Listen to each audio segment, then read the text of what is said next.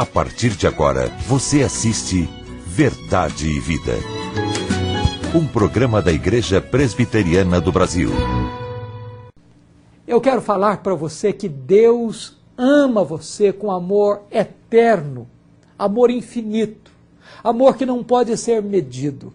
Um poeta colocou isso da seguinte maneira: ainda que todos os mares fossem tinta, todas as nuvens fossem papel, ainda que todas as árvores fossem pena, e todos os homens escrivães, nem mesmo assim poderia se descrever o amor de Deus por você. Eu quero dizer para você que Jesus ama você e não desiste de você, não abre mão da sua vida. Mesmo que você esteja longe dele, mesmo que você tenha se desviado dele, ele não abre mão da sua vida. Ele quer restaurar você e fazer de você um vaso de honra para a glória do seu nome. Esta é uma mensagem para você, para a sua família e para os seus amigos. Convide seus amigos, chame a sua família e assista ao programa de hoje, porque Deus tem algo muito especial para o seu coração. Verdade e Vida. Uma palavra de esperança para um mundo em crise. É com alegria, querido amigo telespectador, que temos a presença do presbítero Solano Portela. Presbítero Solano, nosso amigo, é superintendente de Educação Básica do Instituto Presbiteriano Mackenzie e também é presidente da Junta de Educação Teológica da Igreja Presbiteriana do Brasil. Seja bem-vindo, presbítero Solano. Obrigado, um privilégio estar aqui. Nós vamos tratar de um assunto que daqui uns dias pode virar lei ou não. A questão de adoção de crianças por homossexuais. E meu amigo e psicólogo e terapeuta Ageu Eringe Lisboa, companheiro de ABU, escreveu recentemente um artigo analisando a aprovação por uma das comissões especiais da Câmara de Deputados da Lei de Adoção, onde é incluída ali a possibilidade de adoção por parte de homossexuais, de crianças por parte de homossexuais. E projeto esse que a Câmara deve votar ainda em 2007. Quais implicações de uma mudança como esta para a vida das crianças, a vida das famílias e para a sociedade em geral? Será que as pedras não estão clamando aí? Com certeza, e eu creio que como cristãos nós temos que extrair o nosso parâmetro, a nossa estrutura, a nossa visão da sociedade da palavra de Deus. E a palavra de Deus estabelece com bastante clareza a diferenciação entre os sexos. A palavra de Deus constitui a família, Deus constitui a família e registra em sua palavra exatamente para que nós sigamos essa estrutura e Ele sabe o que é melhor para nós. O que nós vemos é uma subversão da instituição da família causada e gerada pelo pecado. Como cristãos, nós não temos nenhuma outra forma de ver o homossexualismo a não ser como um pecado, uma violência que é feita contra o próprio corpo, uma violência que é feita contra a sociedade, porque no final está se atacando essa célula-mãe da sociedade, que é a família.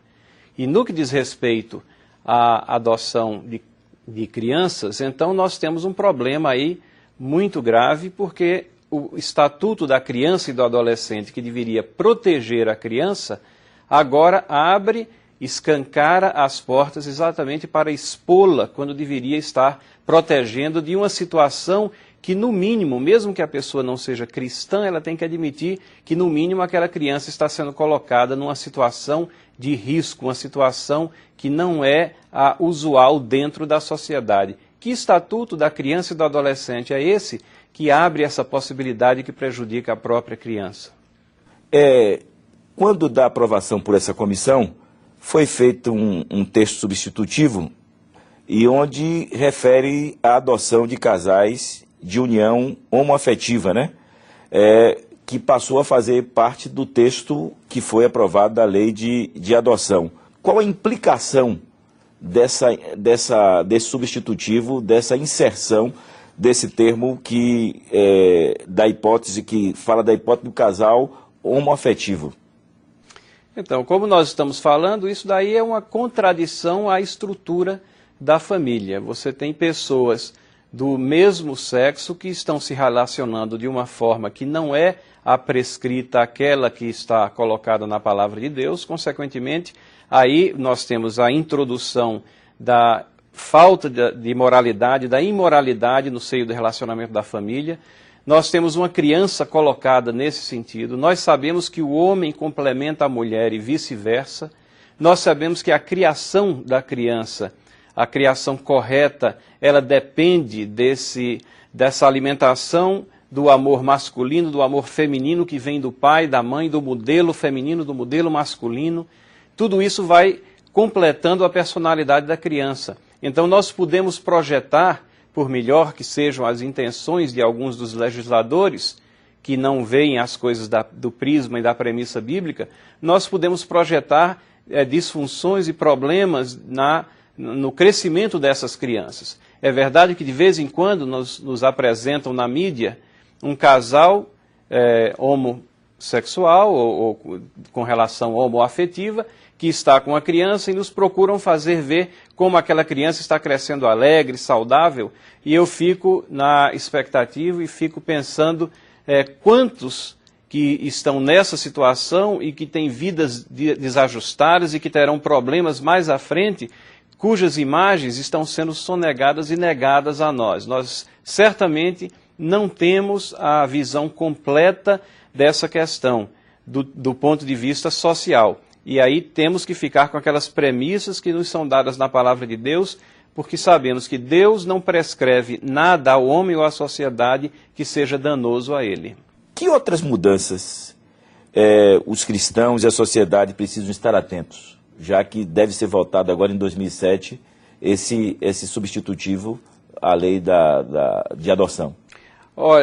Na realidade, nós tivemos uma mudança que já foi feita na legislação, isso está nos trâmites finais, e nós fizemos uma visita recentemente em Brasília, e do dia que nós estávamos lá, esse assunto estava borbulhando. Foi uma votação que foi feita praticamente na calada da noite, foram votos de lideranças que foram colocados, classificando como racismo qualquer impedimento a relações amorosas ou relações de afeto públicas entre homossexuais em locais públicos. Então, numa casa, num restaurante, por exemplo, ou num lugar público, qualquer impedimento que você coloque, qualquer protesto que você faça, então você pode ser classificado como tendo infringido a lei e sujeito às penalidades por crime de racismo. E isso daí é uma distorção, porque nós perdemos, a sociedade vai perdendo o senso de pudor, vai perdendo a moralidade. Se mesmo entre pessoas de sexos opostos existiam limites de moralidade, de decência, e hoje em dia querem quebrar todas essas barreiras, e nós perdemos então aquele sentimento do que é próprio, do que é correto, do que é justo, né, e do que é a moralidade segundo a Bíblia nos comanda e nos manda.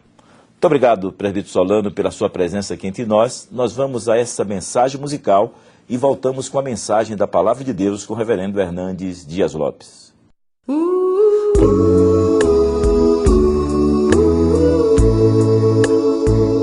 Eu não vivia, nem perdoava,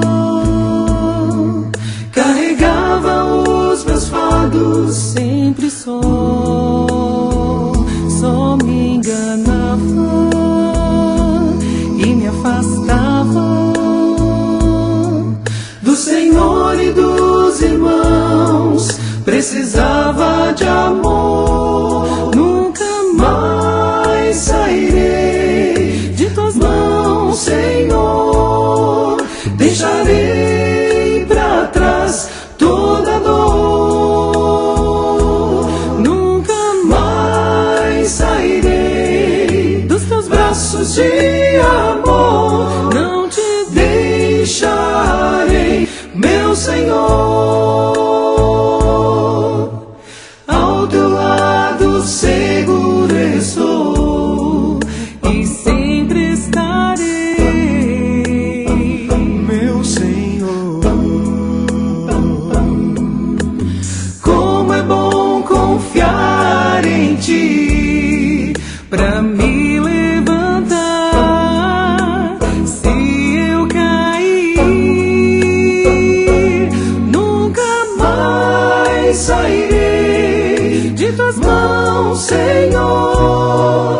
deixarei pra trás toda dor. Nunca mais sairei dos teus braços de amor. Não te deixarei, meu Senhor.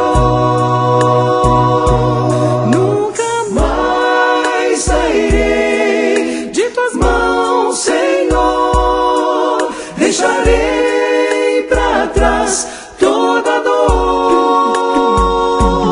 Nunca mais sairei dos teus braços de amor. Não te deixarei, meu Senhor. Eu quero compartilhar com você uma das verdades mais lindas e extraordinárias da Palavra de Deus. Quero afirmar a você que Deus não abre mão da sua vida e que Jesus não desiste de amar você, de investir na sua vida, de restaurar você e de fazer de você um vaso de honra, um instrumento de bênção para a glória do seu próprio nome. Talvez uma das biografias mais interessantes de toda a Bíblia é examinar e estudar a vida do apóstolo Pedro. Ninguém melhor do que ele para revelar a nós a fragilidade humana, os altos e baixos da nossa jornada. Pedro foi um homem de contrastes, um homem de avanços e recuos, de manifestações ousadas de coragem e de escaladas e descidas ao mesmo tempo de covardia e medo. Pedro era um homem que falava sem pensar, um homem movido às emoções, um homem que refletia pouco e falava muito, um homem que sempre estava na frente, mas muitas vezes para evidenciar suas fraquezas e seus erros.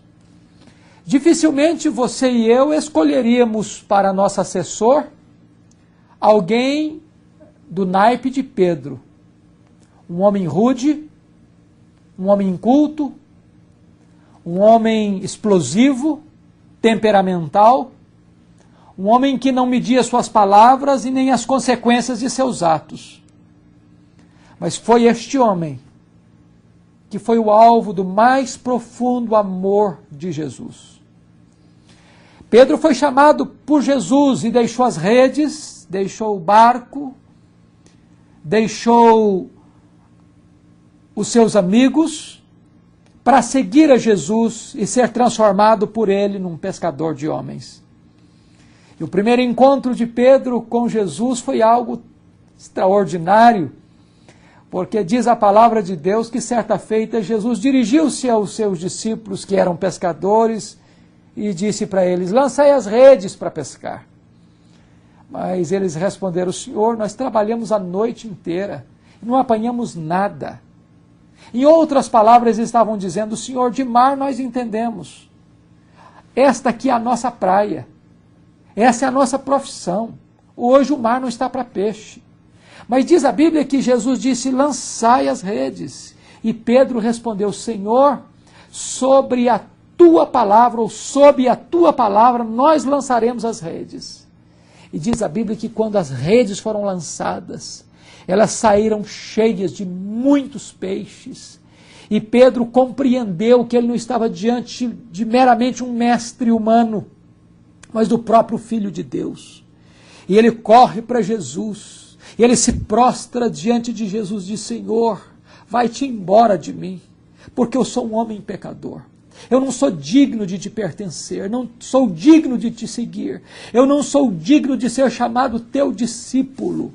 Mas Jesus olha para ele e disse: Pedro, eu te farei um pescador de homens.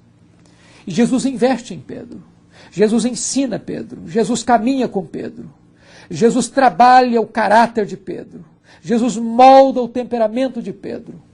E agora Jesus está caminhando para as bandas de Cesareia de Filipe, no alto extremo norte da Palestina. Em Cesareia de Filipe, Jesus pergunta para os discípulos: quem dizem os homens ser o Filho do Homem? O que o povo está falando a meu respeito? E eles respondem: Senhor, uns dizem que tu és Jeremias, outros dizem que tu és Elias, outros dizem que tu és alguns dos profetas. Mas Jesus pergunta: e vós, quem dizeis que eu sou? E Pedro não espera pelos demais. Pedro responde impetuosamente, convictamente: tu és o Cristo, Filho do Deus vivo. E Jesus responde para ele: bem-aventurado és, Simão Barjonas, porque não foi carne e sangue quem tu revelou, mas meu Pai que está no céu. Pedro, neste momento, tem os olhos da alma abertos, os olhos da fé iluminados. E ele sabe que o meigo Rabi da Galileia, o carpinteiro de Nazaré, é mais do que meramente um mestre. É o Filho de Deus, o todo-poderoso Deus, que veio ao mundo, que se fez carne e que habitou entre nós. Então diz a Bíblia que a partir daí, o Senhor Jesus Cristo abre um novo capítulo do seu ministério, revelando aos seus discípulos quem de fato ele era, o Messias sofredor. Aquele que veio não para estabelecer um reino político, mas veio para morrer. E ele diz: o Filho do Homem será entregue nas mãos dos pecadores. Eles o prenderão, eles o condenarão. E diz a Bíblia que quando Jesus começa a falar sobre a sua missão de ir à cruz para a redenção da humanidade, Pedro chama à parte. Pedro o repreende. E Pedro diz: Senhor, tem piedade de ti mesmo.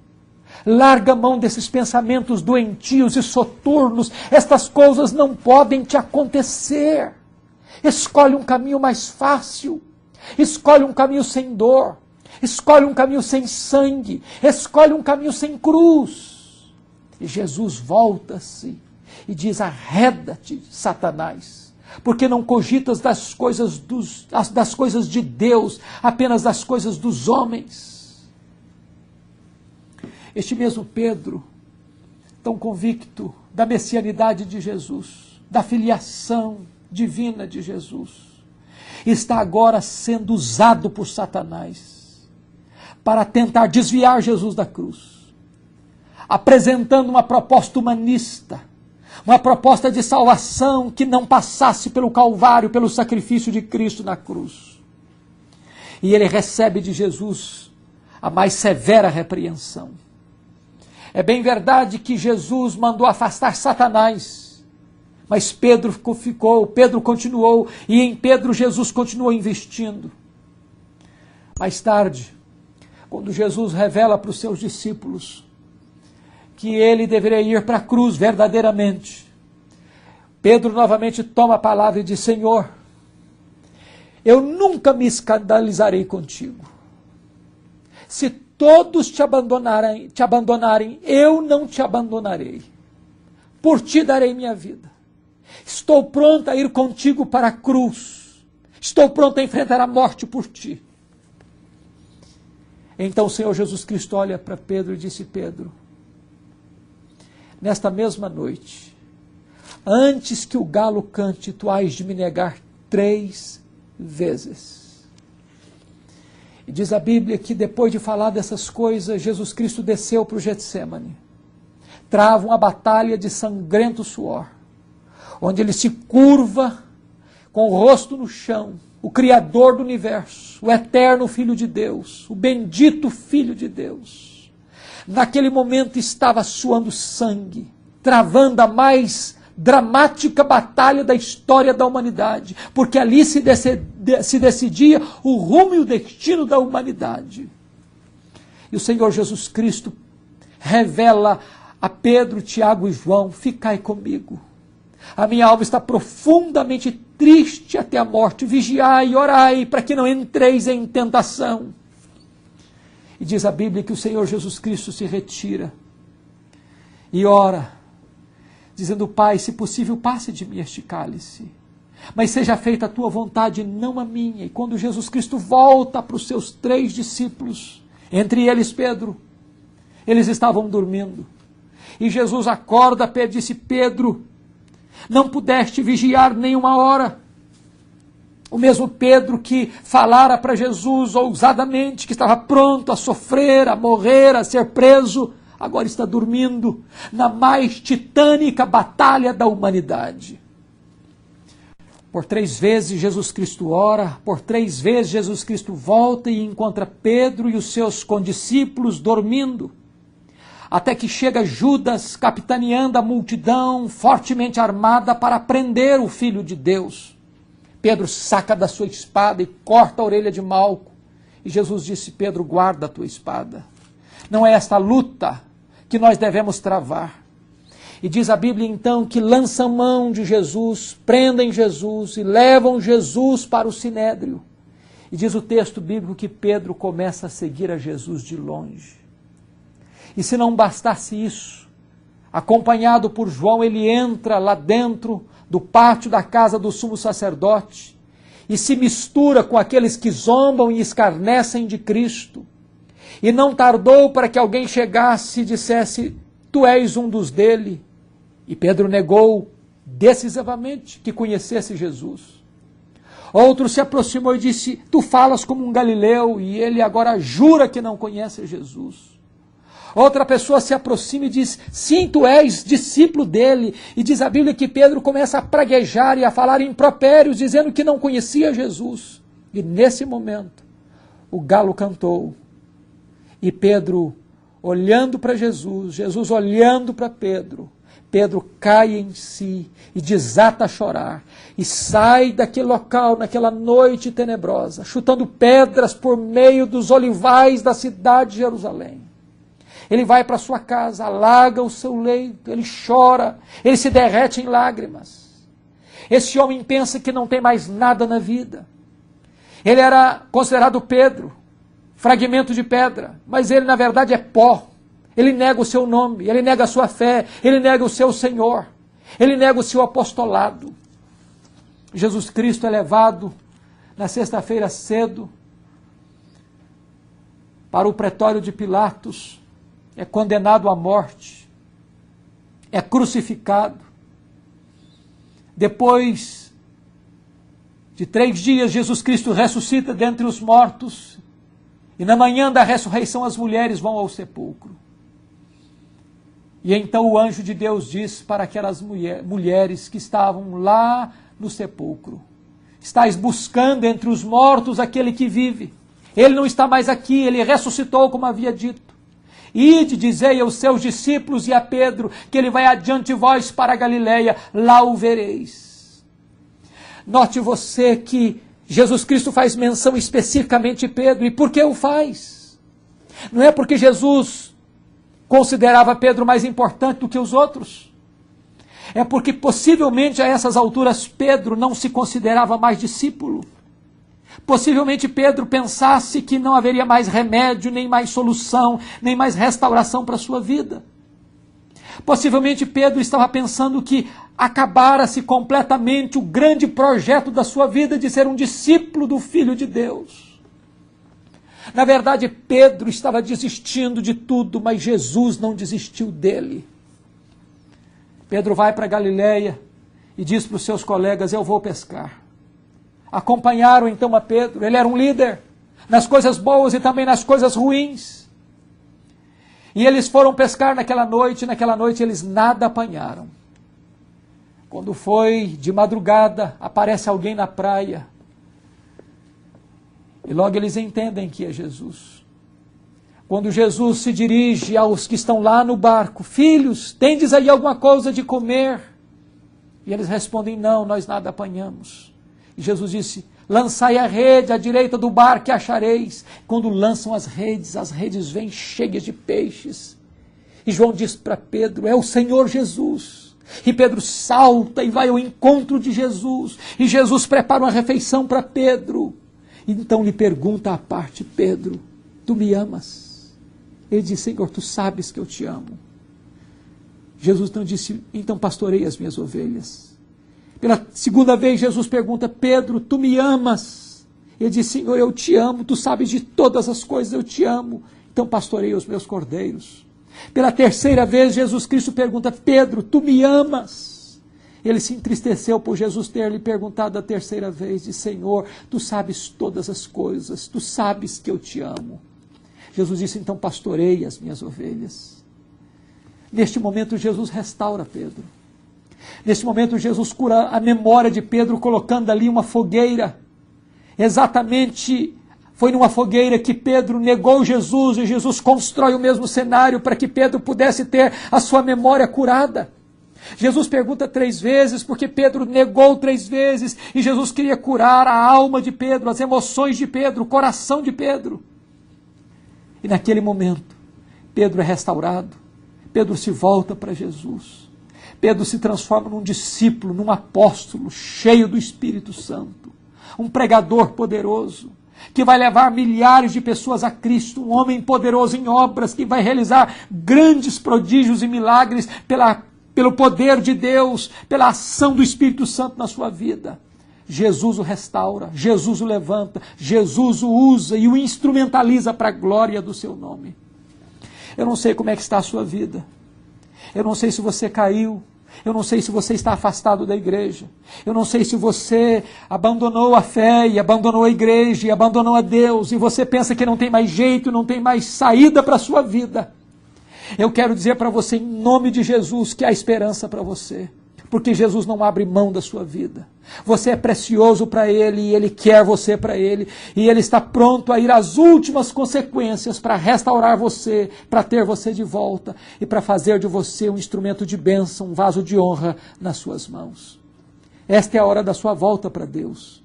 Esta é a hora que Deus quer fazer um milagre também no seu coração e na sua vida. Que Deus te abençoe. Em nome de Jesus. Amém. Verdade e Vida, mostrando o caminho do perdão e da vida eterna. Eu sou o caminho, e a verdade, e a vida. Ninguém vem ao Pai senão por mim.